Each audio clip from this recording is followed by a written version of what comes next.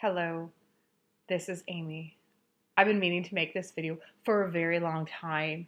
The topic is the burnt out / depressed nurse. These are my recommendations.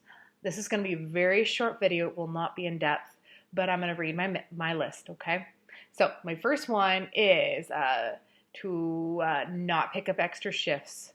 Just work your full-time 12-hour, 3 12-hour shifts. Do not, okay?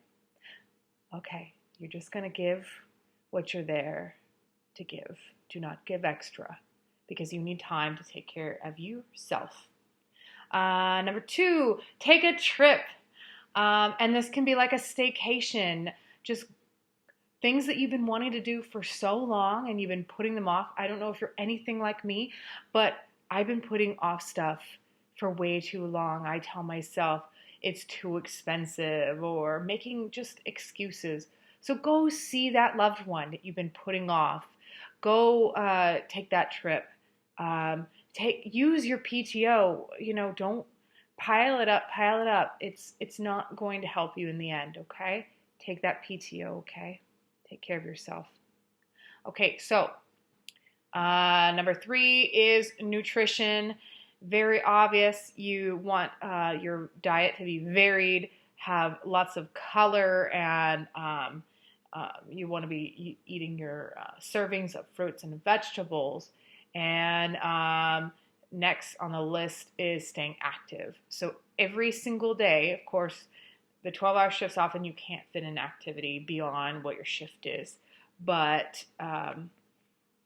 make sure to be doing exercise every day to challenge yourself and keep your mind active. Be reading books, journal, take extra classes to keep yourself engaged. Number 5 is to make a small goal for yourself. And that can be a work-related goal or it can be a personal goal. And make it very short term. Here's an example. I am going to read 10 pages this week in my pathophysiology book. It was a very bad example, but you get the drift. Study about, number 6 is mainly geared for newer nurses like me, newer to acute nurses like me. You want to study a medication that you weren't aware of, weren't very familiar with, and then you want to study one disease process and kind of the pathophysiology. That's going to make you feel a little bit more at ease when understanding why we're doing the nursing interventions that we are. And things to look out for as well. Assessment is one of the most important skills you will learn as a nurse. It's not putting in an IV perfectly. That's a benefit, but it's not what it means to be a great nurse. Okay, so sharpen one skill. That could be wound care, measurement, wound vacs, some sort of skill. You go ahead and sharpen it, okay? So write out a list of ideas where you want to work as a nurse. You don't need to stay in the same place forever. So write out a couple options, brainstorm, and talk to other people, and find out how you can get where you want to be. And sometimes it's helpful to write down the time frame as well with that goal. So write down 3 good characteristics of yourself. I don't know if you're anything like me, but I'm very hard on myself. I expect a lot, and I guess that kind of comes with the vocation. But 3 things that I like about myself, or good characteristics, is I am compassionate, I am always punctual and on time, and I take responsibility for my actions.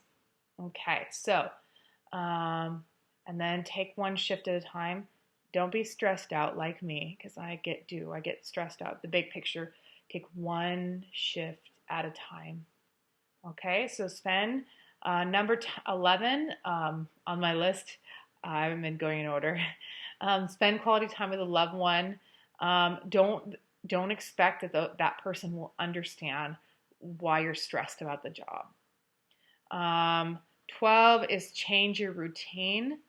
If you always are getting up at a certain time, always going to bed at a certain time, always eating this for breakfast, just do something to change your routine. Go walking somewhere different. Try a new kind of food, just something to break up your routine. Um, number 14, talk yourself down. Um, that means when your stress levels go to here, always remind yourself that you're just a human being, and this, at the end of the day, it is a job. I know people want to bring it up to some sort of higher standards, like a calling, and I understand what it means to feel like nursing is a calling. But then they remember this is just a job, and you need to take care of yourself before you can take care of others. Um, Number 15 is discuss the shame, feel it, and then dump it.